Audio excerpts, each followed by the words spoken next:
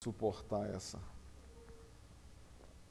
essa realidade de hoje em nosso meio. Abra sua Bíblia em Deuteronômio, capítulo 14, nós vamos tratar desses versos 1 e 2 hoje, a respeito da fundamentação da obediência, que é a filiação.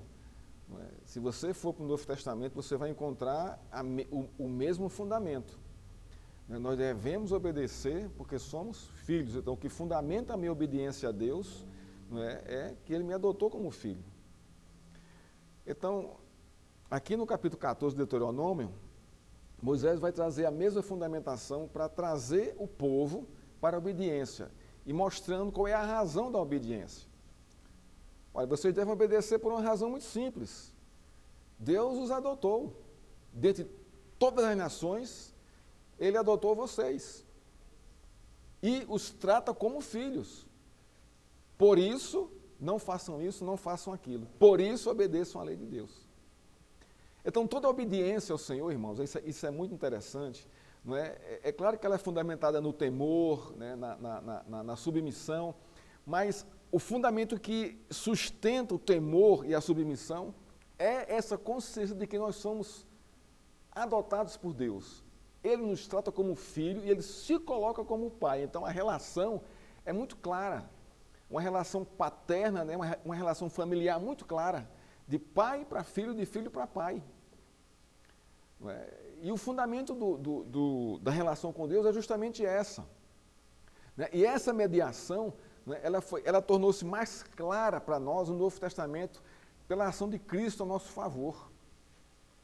Está lá no Evangelho de João, a fundamentação básica, Deus, escolhendo e elegendo seus filhos. Então, Moisés, quando escreve aqui, a partir do capítulo 14, aqui, ele vai falar de várias leis aqui, para a nação de Israel, são leis sociais, leis espirituais, para que a nação viva no prumo da lei de Deus. Ele vai trazer o fundamento principal. Obedeçam por causa disso. A razão é essa, vocês são filhos. E Ele é o vosso Pai. Então, o texto diz assim: vocês são filhos do Senhor, seu Deus. Olha só como é que Moisés começa aqui esse capítulo, com essa afirmação. Então, o então não está aqui, o então aqui é colocação minha. Não façam cortes em seu corpo, nem rapem a parte da frente da cabeça por causa de algum morto. Porque vocês, mais uma vez, são povo santo ao Senhor, seu Deus. E o Senhor os escolheu de todos os povos que há sobre a face da terra, para lhe serem o seu povo próprio. Moisés vai tratar aqui especificamente do velório. Então, quando vocês forem velar alguém que morreu, não façam isso. Não rapem a cabeça e não se mutilem. O texto aqui diz isso. Mas a razão para não fazer isso é porque vocês são filhos de Deus. Então, não copiem, não tragam para o costume de vocês a cultura dessas nações pagãs. Mas a razão aqui é muito clara para não fazer isso. É porque vocês são filhos, e não só filhos.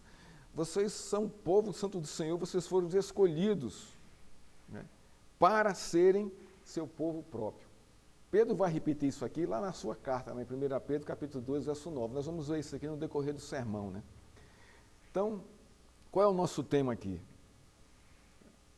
Sejam obedientes como filhos amados. A palavra de Deus, a pessoa de Deus, é um tema muito simples aqui. Então, o chamado de Moisés aqui é a obediência. Uma obediência em razão da nossa filiação. No capítulo 13 de Deuteronômio, Moisés exortou o povo que está prestes a entrar na terra prometida para o perigo real da idolatria. Ele continua também falando a mesma coisa aqui no capítulo 14. Das religiões estrangeiras influenciarem o povo a renunciar à lealdade a Deus por meio de 3 grupos de pessoas que poderiam influenciar a nação de Israel à idolatria. Os falsos profetas, a gente viu isso aqui, os familiares que não têm compromisso com o Senhor, e os revolucionários sociais.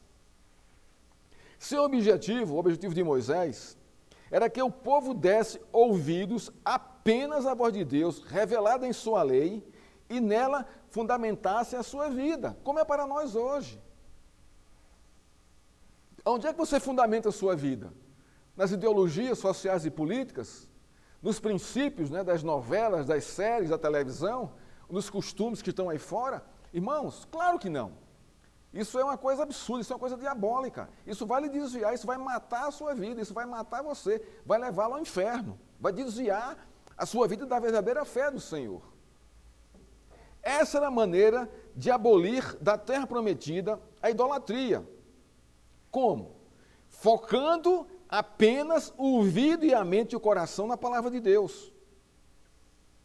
Os falsos mestres, o poder religioso, manipulador da família e os revolucionários seriam abolidos, sairiam de cena, se o povo desse ouvidos apenas à palavra de Deus.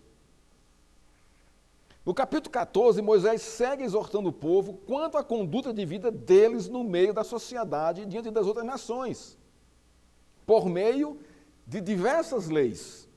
O capítulo segue, o capítulo 14. Nos versos 1 e 2, ele fundamenta sua exortação no fato deles serem tidos como filhos de Deus. Ele diz no verso 1, vocês são filhos do Senhor, seu Deus. Aqui é interessante observar que ele diz aqui, filhos do Senhor. Olha só. Então aqui tem uma atitude de serviço, de submissão dos filhos a Deus. E depois, seu Deus. Então, é muito claro isso aqui, essa relação aqui da filiação, né, a Deus com a submissão, não é, ao Senhor, como nosso Pai. Então, a gente vai pregar hoje sobre isso, né? O Deus da adoção e suas implicações. Porque Deus só tem um filho legítimo, é Jesus Cristo. Os outros são adotivos, nós somos filhos adotivos por causa de Cristo. Nem por isso Deus deixa de nos amar menos que a Cristo. Deus, do mesmo modo que Deus ama a Cristo, Deus ama todos os seus filhos adotados em Cristo. Porque ele não tem acepção de pessoas. Isso é maravilhoso e fantástico para a nossa vida. Porque da mesma forma que Deus ama Jesus, irmãos, ele nos ama. Mesmo com as características que nós temos hoje de uma natureza caída, deformada ainda pelo pecado. Mesmo assim, ele se debruça sobre nós em amor. Mas eu falo do amor bíblico, não desse amor sentimentalista, como a gente muitas vezes quer associar o amor de Deus ao amor sentimental. E não, Deus não ama assim. Deus não ama dessa forma. Porque Deus, ele não é mutável. Ele não é passional. Não é? Então, ora é assim, ora é assado. Ah, fulano me traiu, então eu vou deixar de amar. Não, Deus não é assim. Ele é firme em seu amor. Ele ama porque ama e ponto final. Ele não há variações nele, nem sombra de dúvida nele. Isso nos alegra o coração. Porque nós podemos recorrer a esse caráter dele, quando nós caímos, né? Então, é o que nós vamos ver, o Deus da adoção e suas implicações quando ele adota pecadores como filhos. Isso é fantástico, irmãos. Observando o contexto da história da nação de Israel, aqui é uma coisa que eu quero falar com vocês, né? O contexto aqui é Israel, é o povo de Israel, é a nação de Deus. Mas hoje, para o nosso contexto, né, o Israel de Deus é a igreja. Deixou de ser uma nação étnica. Hoje é a igreja hoje é o Israel de Deus. Israel deixou de ser aquela nação santa, aquela nação escolhida, né, como no Velho Testamento. Ela perdeu isso, porque era uma nação rebelde. E agora Deus tem a igreja como o seu Israel. Então, quando eu falar aqui de Israel, traga para o seu coração, para o seu entendimento de que a igreja é hoje o Israel de Deus. Nós somos o Israel de Deus, que é formado por todos os povos, de todas as terras, todas as línguas, né? Então, observando aqui o contexto da história da nação de Israel, vamos perceber que esta nação surge na história por meio da intervenção de Deus. Isso é o primeiro ponto aqui. A nação se origina da aliança de Deus com Abraão. Este fato aponta para algumas implicações que a nova geração que está entrando na terra da promessa deveria ter em mente. E como nós também. Primeiro, a eleição é de Deus. Deus que elegeu Israel, Deus que elegeu a igreja e os membros dela. Segundo, Deus tem uma aliança com eles. Essa aliança foi Deus que fez, não fomos nós que fizemos. Terceiro, a santidade é exigida por Deus, porque Ele desde sempre diz, sede santo porque eu sou santo. Santo aqui, irmãos, é separado. Não é aquele significado de santidade que muitas vezes trazidas pela tradição religiosa. Aquela pessoa assim, humilde, né? É frágil, não é pobre, não tem nada disso. Isso não é santidade, não. Santidade é outra coisa, biblicamente falando. É separado do pecado. E vivendo a vida de cabeça em pé, olhando para o alto, olhando para cima. Grake, né, comentando esse texto, né, ele diz o seguinte: os israelitas eram um povo santo em virtude do seu relacionamento com Deus, que os havia escolhido, separado de outros povos e práticas. Então, o que é santidade aqui? É quando Deus nos separa do meio do pecado e das práticas do pecado. Isso é santidade. E a nossa vida continua no meio desse contexto, mas sem essas práticas e sem esses costumes que nós fazíamos antes. O comentário de Grake é maravilhoso, pois ele aponta para o foco central da questão. Deus trouxe Israel para um relacionamento pessoal com ele por meio da sua aliança. Em outras palavras, Deus adotou Israel como nação, como filho. Ora, se a igreja é Israel de Deus, o mesmo princípio que Deus adotou aqui para o povo de Israel, nesse contexto aqui, adotou também para nós como igreja. Deus não foge a esses princípios. A existência de Israel no cenário mundial dependia da sua adoção. Seu relacionamento com Deus deveria testemunhar essa adoção. E aí Israel seria uma nação diferente, uma nação separada. Olha o costume de Israel, olha a sua cultura, olha a sua prática, olha a sua adoração, olha o Deus que eles adoram. É diferente dos nossos. Isso é santidade. De uma forma prática, visível, como somos nós, como é a igreja. Como é que o povo olha a igreja aí? Tem gente que tem até medo de entrar na igreja, não deveria ter medo de entrar. Mas eles percebem isso, ali Deus fala com o povo, ali se prega a palavra de Deus, então você vê que há uma separação das coisas. Isso é uma coisa natural. Quando falamos de Deus, que Deus havia escolhido e separado Israel de outros povos e práticas, falamos da adoção de Deus. Deus adotou para si a nação de Israel. Deus adotou para si a igreja por meio de Cristo. Perguntamos o seguinte: Deus escolheu Israel por ela ser uma grande nação, próspera, unida, temente e fiel a Ele? A resposta é não. Isso está em Deuteronômio 7, verso 7, que diz assim: o Senhor os amou e os escolheu, não porque vocês eram mais numerosos do que outros povos da terra, pois vocês eram o menor de todos os povos. Olha só, irmãos. Um povo sem significância, um povo sem atrativo, um povo sem grandes fortunas e grandes territórios. Uma nação insignificante. Não havia qualquer atrativo em Israel. Para Deus o escolher, nada havia nesta nação que chamasse a atenção de Deus. Agora aqui eu pergunto, qual foi o atrativo em você que fez com que Deus chamasse você para ser filho dele? Ou qual foi o que chamou em você a atenção de Deus para Deus adotá-lo como filho? Nada, irmãos. Nada. Nada em nós, antes pelo contrário, havia algo em nós que nos repudiávamos da presença de Deus, que era o nosso pecado. Você está vendo que a relação aqui é idêntica, que o mover de Deus aqui é idêntico, chamando para si, porque é Ele quem escolhe, e quando Ele escolhe, Ele separa, Ele justifica, não é? Ele santifica. Eles eram o menor povo da terra. Era um povo sem qualquer expressão no cenário dos impérios mundiais. É uma realidade isso. Era um povinho qualquer. Não havia em Israel qualquer mérito religioso para Deus escolher esse povo para si. O amor de Deus por Israel é fundamentado no amor que ele tem por sua aliança feita com os patriarcas, Abraão, Isaque e Jacó. O amor que Deus tem para conosco, irmãos, está fundamentado na aliança que ele tem com o seu Filho Jesus Cristo, que morreu a nosso favor, pelos nossos pecados, satisfazendo a sua ira. É por amor à sua palavra, seu caráter, sua fidelidade, sua aliança, que ele amou e adotou Israel para si, assim como também a igreja do Senhor.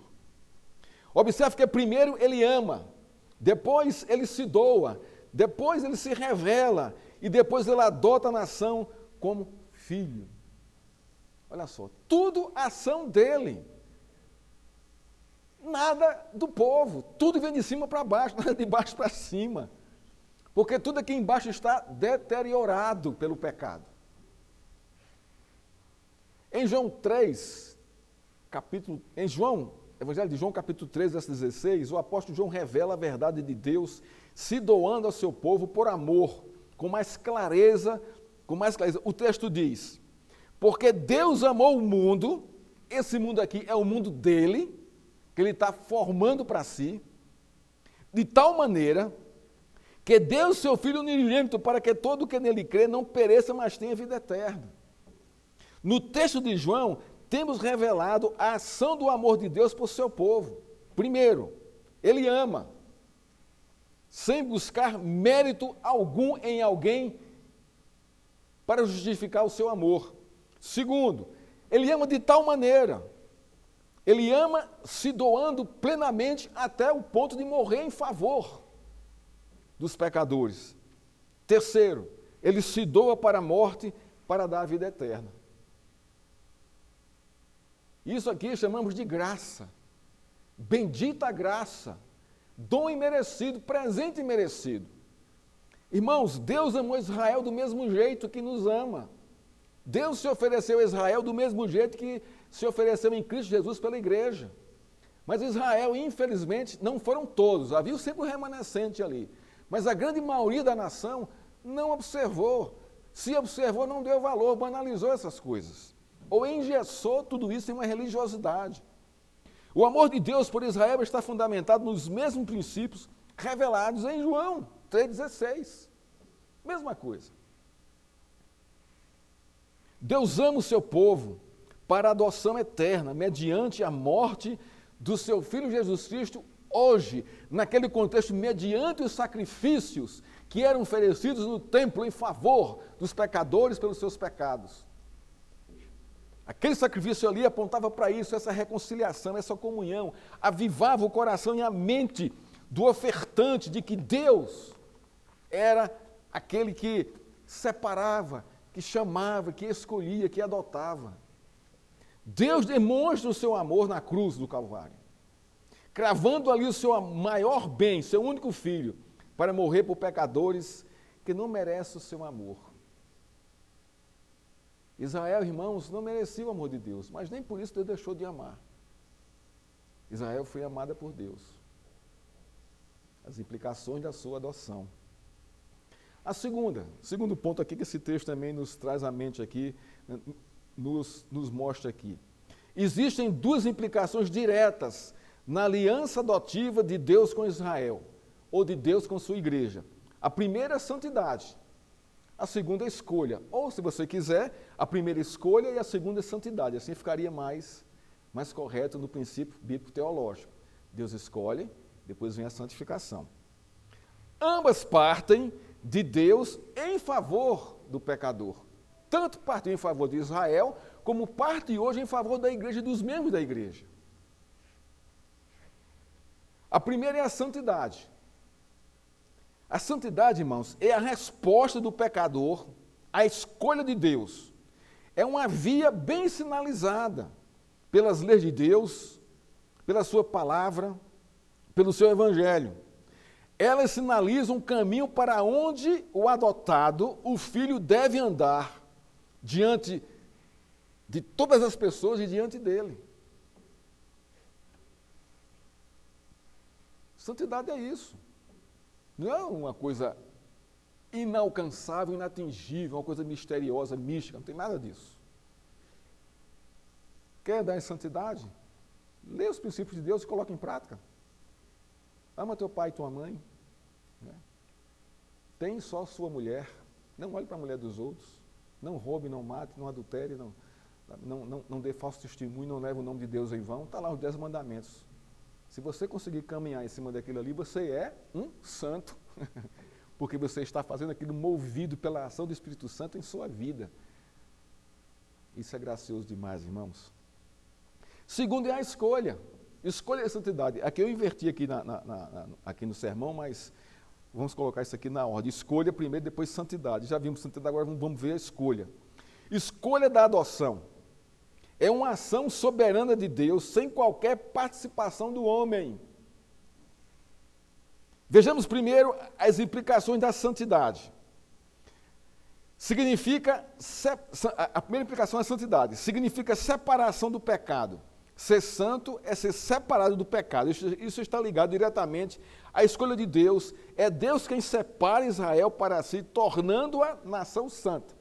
Da mesma forma, é Deus que nos separa em Cristo, nos tornando santos, separados do pecado, do contexto, da condenação eterna, do poder da escravidão do pecado sobre a nossa vida. Separado, santo. Mas é Deus quem faz isso. Não somos nós. Porque segundo o texto de Efésios, nós estávamos mortos em nossos delitos e pecados.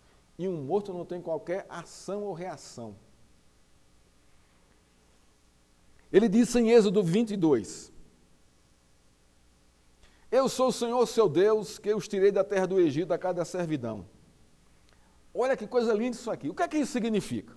Justamente isso. Deus está separando o povo. Está chamando o povo à santidade. Deus está chamando o povo adotado para uma vida separada da servidão do pecado.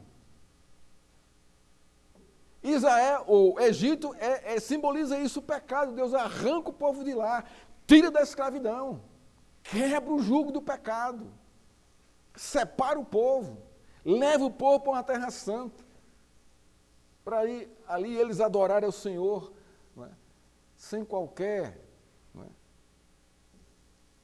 escravidão do pecado. Não devemos confundir a santidade bíblica com a santidade cultural religiosa. Esse, muitas vezes, é o nosso problema, quando nós falamos de santidade. Não é? Na cultura das sociedades,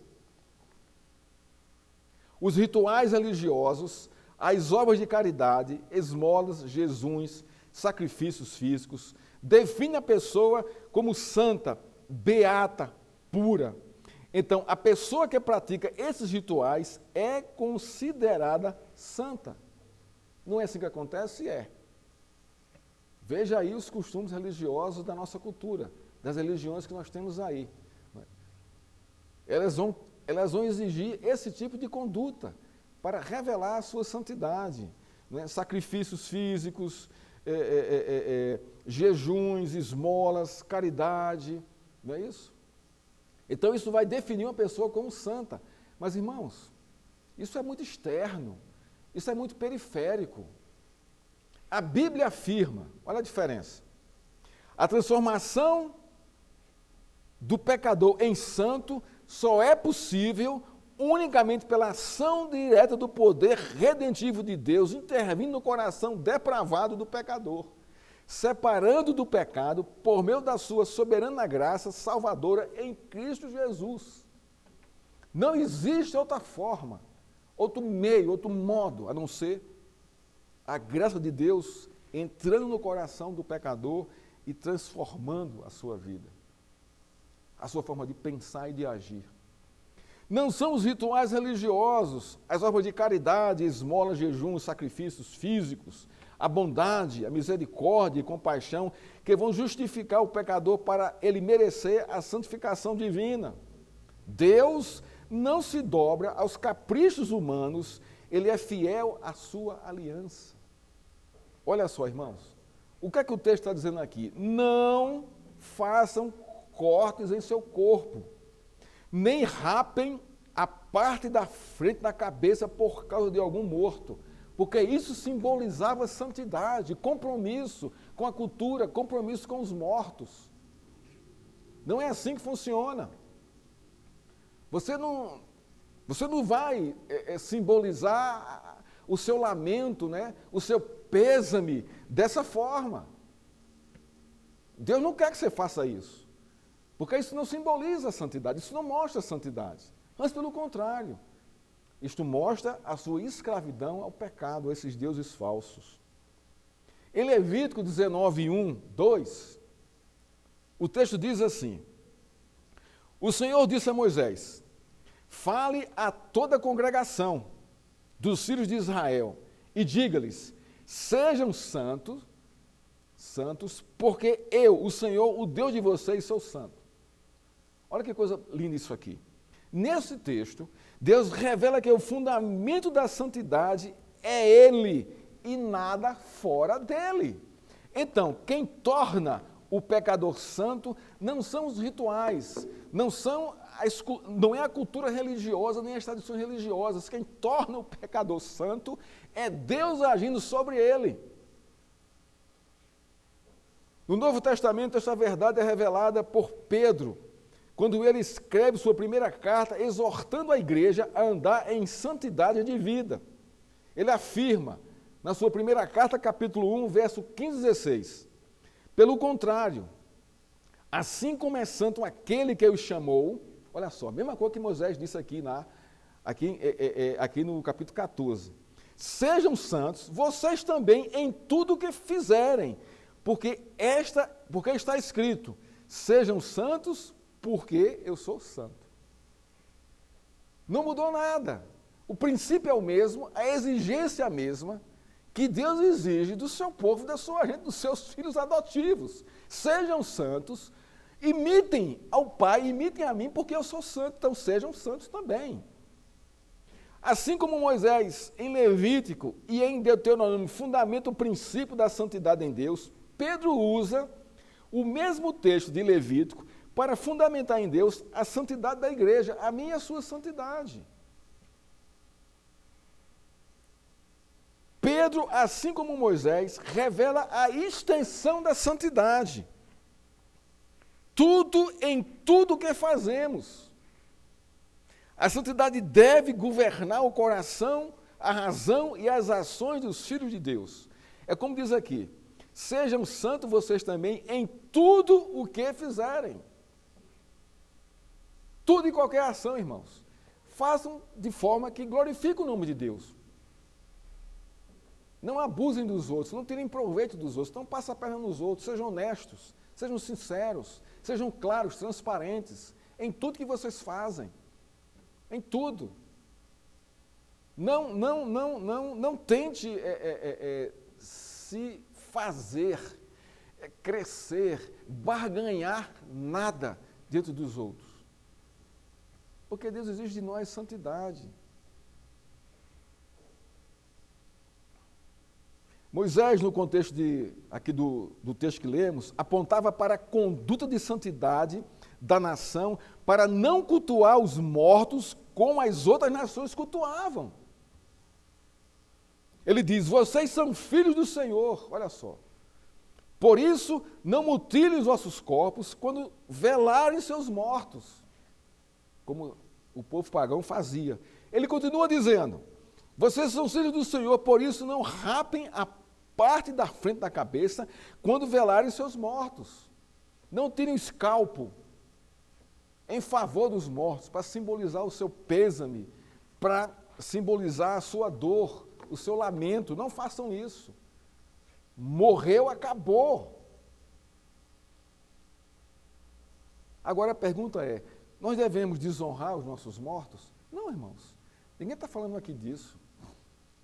Nós devemos honrar os nossos mortos. Mas aonde? Em nossas memórias. Em nossas memórias. Nas coisas que nós vivemos juntos com Ele. devemos honrá-lo assim, não com rituais, não consultando os mortos para ver o que eles estão fazendo, onde é que eles estão, como é que eles estão. Isso são coisas pagãs que não são atitudes e atos dos filhos de Deus, dos cristãos. Os cristãos não fazem isso. O cristão fiel não faz isso. Nós honramos os nossos mortos, irmãos, em nossas lembranças, trazendo à memória as coisas boas que passamos juntos e sendo grato a Deus por isso, pelo que aprendemos, pelo legado que eles deixaram das coisas boas. As coisas ruins esqueçam, porque não vale nem a pena lembrar. A santidade no contexto, aqui do texto de Deuteronômio 14, 1 e 2, está atrelada à proibição de duas práticas relacionadas ao culto aos mortos, praticado pelas nações vizinhas de Israel. Ora, as nações vizinhas de Israel tinham o costume cultural de cultuar seus mortos se mutilando. Olha a influência aí, os influenciadores. Moisés diz a Israel: presta atenção, Israel, vocês são filhos do Senhor, seu Deus. Ele deu a seguinte ordem: sejam santos, porque eu sou santo, portanto, sejam como ele. Quando Moisés afirma que Israel é filho do Senhor, está chamando Israel à responsabilidade da conduta de santidade de vida diante de Deus e das outras nações. Quando Deus nos chama de filhos, está chamando a mim e a você a responsabilidade da nossa conduta de vida diante dele e dos outros. Em todos os nossos atos, em tudo que fazemos. No Novo Testamento, Pedro faz a mesma coisa em sua primeira carta, exortando a igreja a se conduzir em santidade como filhos da obediência e não conforme as paixões da vida que tinham antes, pois agora vocês são filhos de Deus por meio de Cristo. Irmão, isso é bacana demais. Observa onde é que Deus está nos colocando, e Ele nos colocou, irmãos, como seus filhos. Em que contexto nós estamos? Em que dimensão de vida Deus nos colocou? E nós podemos caminhar nesses princípios, porque temos em nós o Espírito Santo habitando em nós, para nos ajudar, irmãos, a sermos fiéis a Deus em santidade, honrando a nossa filiação, vivendo com dignidade, como filhos do Senhor. Então, quanto à santidade, a Bíblia afirma: não há um justo sequer, não há quem faça o bem, não há quem busque a Deus, todos estão corrompidos diante de Deus pelo pecado, está lá em Romanos. Então, se Deus não intervir no coração do pecador, escolhendo e santificando seu coração, ele jamais será santo fiel a Deus. Jamais será, irmãos. Deus faz isso por meio da sua graça em Jesus Cristo. E cá estamos nós, o Israel de Deus aqui presente.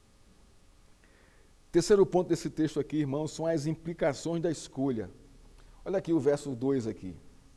Porque vocês são povo santo, aqui é uma afirmação, é um porquê, é uma razão, ao Senhor seu Deus. E o Senhor os escolheu de todos os povos que há sobre a face da terra para um propósito aqui. Lhe serem o seu povo próprio. A escolha tem um propósito, tem uma razão, tem um fundamento, tem um fim em si mesmo. Isso aqui são as implicações da escolha. Irmãos, quando Deus nos escolhe, há uma razão para isso. Há implicações que fazem parte dessa escolha, dessa eleição. Não é simplesmente escolher porque você é bonito, é bacana, é charmoso, é carismático, não tem nada disso. Quando Deus escolhe, há implicações nessa escolha. Ele escolhe a nossa vida, mas Ele dá um propósito para a nossa vida. E esse propósito são as implicações dessa escolha. Quando você escolhe algo, você escolhe com um propósito. Quando você escolhe uma roupa, você que é mulher, você escolhe para quê? Para ficar mais feia? Não. Qual é o propósito? Para ficar mais bonita, para o seu esposo. Não é verdade? É quando você compra um utensílio doméstico, você compra para quê? Para enfeitar a casa? Não, você compra com o propósito de ser útil para a família. Não é verdade? Isso é. Então, veja só, a nossa escolha tem propósito? Tem, e deve ter, toda ela. Agora, imagine Deus nos escolhendo. Qual o propósito que vem sobre nós? O propósito divino. E qual é o propósito divino? Separados para testemunharmos o seu nome e glorificarmos o seu nome.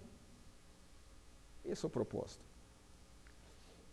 No contexto do texto aqui, do verso 2, Deus escolheu Israel para ser seu povo santo. A santidade e a escolha são temas fundamentais da aliança de Deus com o seu povo. Não há santidade nem santidade fora da aliança de Deus. Não existe, irmãos. Quem está fora da aliança, por mais esforço que faça, não vai ser escolhido e não vai ser santo. Então, o fundamento básico de todo o propósito redentivo de Deus é a sua aliança. Cristo revela isso de modo claro em seu sacrifício. Isso está revelado no fato da Bíblia estar dividida em duas alianças e em dois testamentos. Que fato? Os propósitos e as implicações da escolha de Deus. Uma observação mais atenta da Escritura, vamos perceber Deus intervindo na história humana por meio da sua aliança.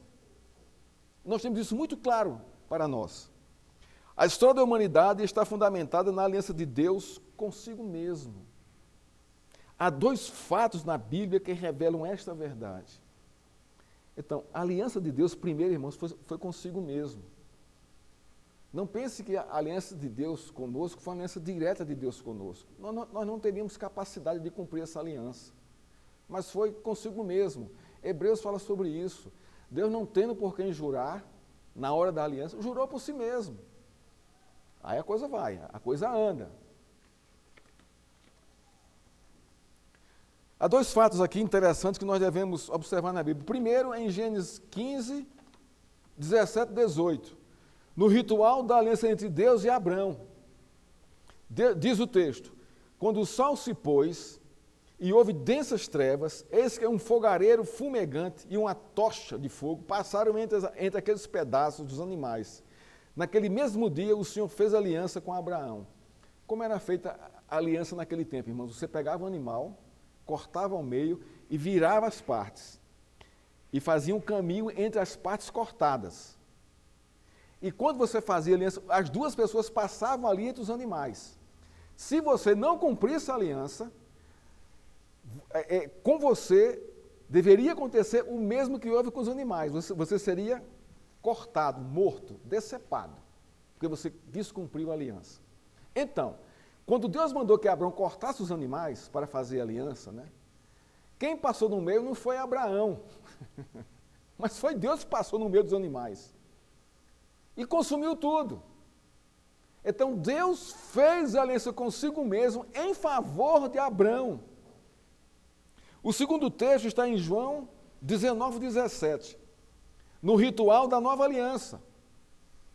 Diz o texto: Jesus, carregando ele mesmo a sua cruz, não fomos nós que levamos, saiu para um lugar chamado Calvário, Gólgota, em hebraico, e ali o crucificaram. Você foi crucificado no lugar de Cristo? Não. Quem foi que morreu em seu lugar? Cristo.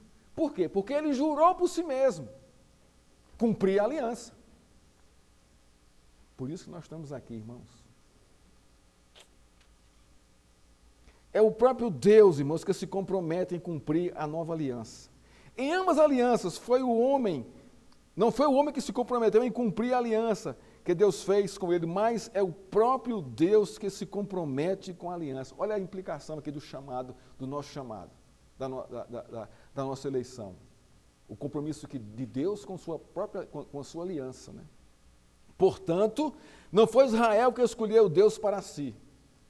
Não foi Israel que escolheu seguir a lei de Deus. Não foi Israel que escolheu amar a Deus e ser fiel a Ele.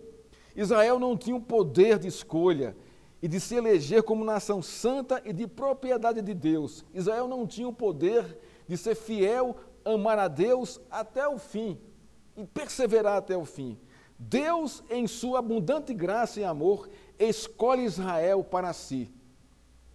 Eis a implicação da escolha de Israel e da nossa em Cristo, no seu sacrifício na cruz.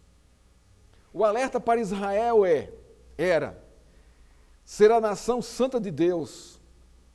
Não lhe dava o direito de se orgulhar diante das outras nações. Antes, pelo contrário, este fato impunha responsabilidade, temor, santidade e serviço e fidelidade por causa da santa escolha de Deus. Olha as implicações aqui da escolha de Deus. Responsabilidade, temor, santidade, serviço e fidelidade a Deus. A escolha de Israel impunha-lhe a responsabilidade da santidade, do temor, da fidelidade e do serviço a Deus. Isso em profunda gratidão, irmãos. Pedro, em sua primeira carta, assim como Moisés, revela a responsabilidade imposta à igreja pela escolha de Deus e a sua eleição. O texto diz assim: vocês, porém, são geração eleita, sacerdócio real, nação santa, povo de propriedade exclusiva de Deus, a fim, olha o propósito aqui, de proclamar as virtudes daquele que os chamou das trevas para a sua maravilhosa luz. Esse era o propósito para Israel e se renova em Cristo para nós, para a igreja. O texto de Pedro revela com mais profundidade a escolha personificada de Deus para cada crente, chamando-os à responsabilidade de uma vida santa no mundo caído em pecado. O texto de Pedro aponta para a ação da escolha de Deus sobre o pecador, irmãos. Ele diz assim: primeiro, vocês são geração escolhida, sem qualquer merecimento, assim como escolheu Israel. Segundo, vocês são sacerdócio real. Vocês têm livre acesso a Deus por meio de Cristo. Terceiro, nação santa. Deus os santificou em Cristo, ou nos santificou em Cristo. Povo de propriedade exclusiva de Deus. Isso quer dizer que nós não somos donos de nós mesmos. Fomos comprados por Cristo. Porém, irmãos, o sublime do texto, assim como aqui em Deuteronômio 14, é o propósito de ambos os textos. Aqui em Deuteronômio 14 diz, para lhe serem o seu próprio povo. Aqui em Pedro diz assim, a fim de proclamar as virtudes daquele que o chamou das trevas para a sua maravilhosa luz. Em Deuteronômio 14, 1, 2, o povo adotado por Deus deveria testemunhar a escolha e a santidade de Deus, não cultuando os mortos como as nações idólatras, mas testemunhando as virtudes daquele que os tirou da terra do Egito, da casa da servidão, e os estava trazendo à terra santa para serem luz para as nações. Assim como é a igreja. Mesma coisa, irmãos. Mesmo propósito. Concluindo a nossa pregação de hoje, irmãos. Observe que Moisés diz em Deuteronômio 2, encerrando o assunto. Ele diz assim, porque vocês são povo santo ao Senhor, seu Deus, e o Senhor os escolheu de todos os povos que há na terra, sobre a face da terra, para lhe serem seu próprio povo. Irmãos, isso aqui implica no contexto presente como no contexto futuro. Nós vamos viver com o Senhor eternamente, irmãos.